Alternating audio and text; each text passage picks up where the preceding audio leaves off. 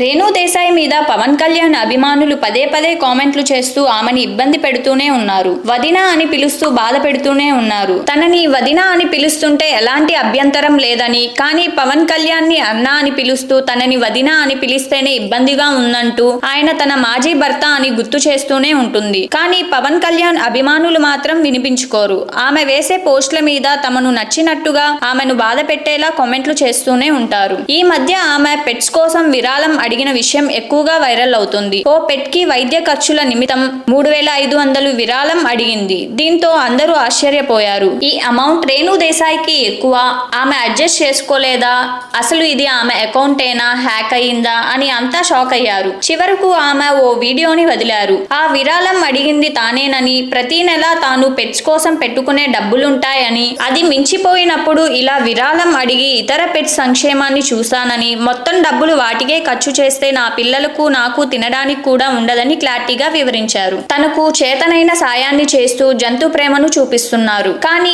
ఈ పని క్రెడిట్ కూడా పవన్ కళ్యాణ్ ఖాతాలోనే వేయాలని కొంతమంది అభిమానులు చూశారు. ఎంతైనా పవన్ కళ్యాణ్ భార్య కదా, పవన్ కళ్యాణ్ లానే గోల్డెన్ హార్ట్ అంటూ కామెంట్లు చేశారు. ఇలాంటి కామెంట్లపై రేణు దేశాయ్ ఆగ్రహం వ్యక్తం చేశారు. ఆయనకు పెట్స్ మీద నాకున్నంత ప్రేమ లేదంటూ రేణు దేశాయ్ కామెంట్ చేశారు. ఇలాంటి కామెంట్ విన్న తరువాత పవన్ కళ్యాణ్ ఫ్యాన్స్ ఎలా రియాక్ట్ అవుతారో అందరికీ తెలిసిందే. ఆయనకు జంతువుల మీద ప్రేమ లేదా అని రేణు దేశాయ్నే తిరిగి ప్రశ్నించారు. మీరు ఇలా మాట్లాడకూడదని, మీరు ఇంకా ఆయన పిల్లలకు తల్లి అని, ఆయన రెస్పాన్సిబిలిటీ మీ మీద ఉంటుందని ఇలా ఏదేదో లెక్చరర్స్ ఇస్తూ పోయాడు. ఆ కామెంట్ కు రేణు దేశాయ్ కాస్త పరుషంగా సమాధానం ఇచ్చారు. నేను ఆయన భార్యని కాదు, ఆయన రెస్పాన్సిబిలిటీ నా మీద ఎందుకు ఉంటుంది? నేను ప్రేమించినంతగా యానిమల్స్ ని ఆయన ప్రేమిస్తాడని నీకు ఎలా తెలుసు? ఈ 55 ఏళ్లలో జంతు సంక్షేమం కోసం ఆయన చేసింది ఏంటి? కనీసం ఆయన ఇంట్లో పిల్లలు, కుక్కలు వంటివి కూడా కనిపించవు. ఇందుకే దయచేసి మీ లెక్చరర్స్ నాకు ఇవ్వడం ఆపేయండి. ఇన్నేళ్లుగా నన్ను తిడుతూనే ఉన్నారు. మీరంతా ఎప్పుడు మారతారు?